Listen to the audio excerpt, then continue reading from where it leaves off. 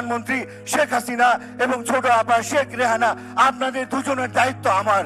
ভারতের একটি ব্যস্ত সড়কে গতকাল সন্ধ্যার দিকে বাংলাদেশের জনপ্রিয় নায়ক ফেরদাউস যাচ্ছিলেন।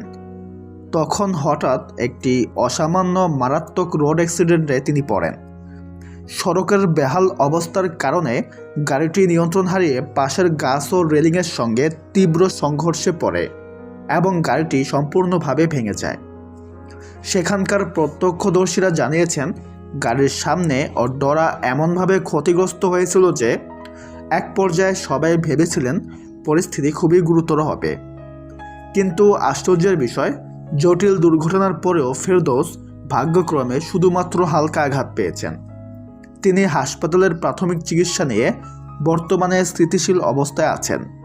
চিকিৎসক জানিয়েছেন তার জীবনের কোনো বড় ক্ষতি হয়নি এবং শীঘ্রই তিনি বাসায় ফিরতে পারবেন। তো ভিউয়ার্স, এই বিষয়ে আপনার কি মতামত কমেন্টে জানাতে পারেন। সবাই ভালো থাকবেন। ধন্যবাদ।